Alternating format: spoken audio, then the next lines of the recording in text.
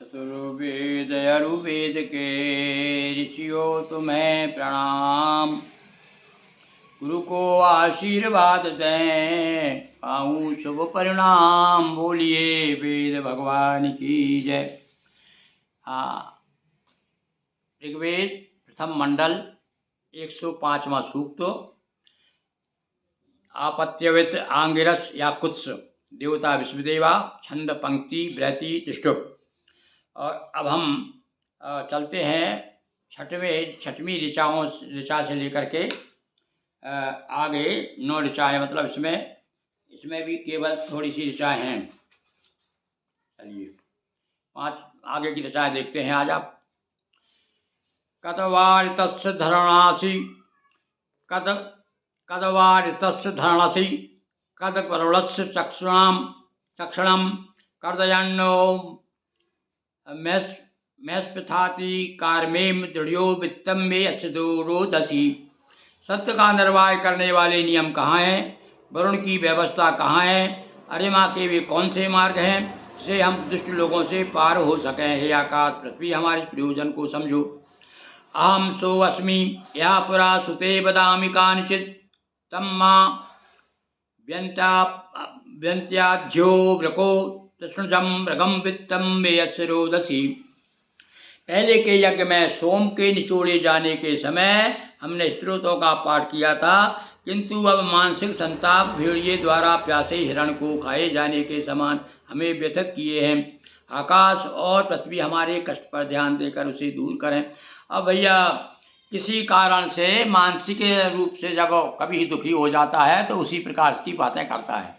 तो अब देखो प्रार्थना करते कहने लगे भाई हमने आपका स्तोत्र आपकी स्तुति भी की है, आपके लिए सोम भी तैयार किया है, किंतु हमारे मन का जो संताप है, मानसिक पीड़ा दूर नहीं हो रही, तो कृपा करके हमारी मानसिक पीड़ा दूर कीजिए। ऐसी भावना कर रहे हैं ऋषि लोग।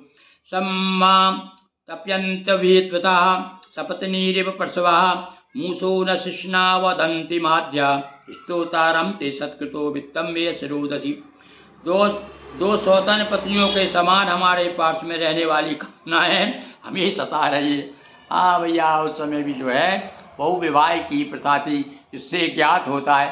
देखो वेदों से जानकारी ये बहुत पहले की वेद काल यानी शुरू षष्ठी की, कुछ लोग तो कहते हैं षष्ठी के पहले रचना हो गई थी वेदों की। तो ये षष्ठी शुभारंभ है ये उस समय भी लोग जो 2 पत्नियां रखते थे, ये सिद्ध हो रहा है। ये सत्कृतो इंद्र का नाम है भाई। जिस प्रकार चूहे माड़ी लगे धागों को चबा डालते हैं, उस समय चूहे भी ज़्यादा उत्पात करते थे, उसी प्रकार हम स्तुति करने वालों के मन की पीड़ाएं हमें चबा रही हैं।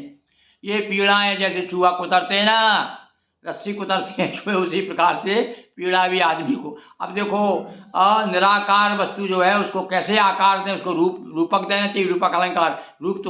तो ये उसका जो है प्रकृतिकरण कर रहे हैं, मानवीय और पशुकरण कर रहे हैं, जीव जंतु की उपमा दे रहे हैं।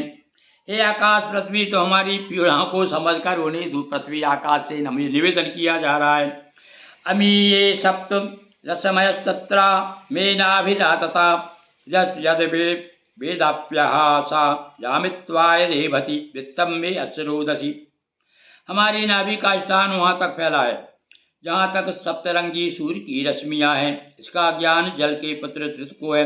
तृत कुछ लोग कहते हैं तृत जो है ये इससे ही तीर्थ की उत्पत्ति हुई है। तो तृत नाम का इसी जो है उससे ही तीर्थ नाम के जो 10 नाम गोस्वामी लोग हैं वो अपने पूर्वज तीर्थ ऋषि को बताते हैं। हम उसकी स्तुति करते हैं। हे आकाश पृथ्वी, जल का पुत्र बताया तीर्थ को, तुम हमारे मन की पीड़ाओं को समझो। अमीये पंचक्षणों मध्ये तस्थुरमहो दिवः देवत्रानुप्रवच्यम सग्री चीना नीवाभृतुर्वृत्तिम में अश्रोदसी। अभीष्ट की वृष्टि करने वाले 5 बलशाली देवता आकाश में विद्यमान हैं। ये आवाहित किए जाने पर शीघ्र ही पूजा ग्रहण करने के निमित्त आगमन करते हैं, तदंतर तृप्ति प्राप्त कर अपने स्थान को चले जाते हैं। ये आकाश पृथ्वी, तुम हमारे अभिप्राय को समझो। हम भैया बड़े दुखी हैं, हम प्रार्थना करते हैं, 5 देवताओं को बुलाते हैं तो आ जाते हैं और हमारा दुख दूर करते हैं। बोलिए वेद भगवान की जय। यदक्षरं पदं भ्रष्टं मात्राहीनं भवेत् तत्क्षमतां देव प्रसीद परमेश्वर।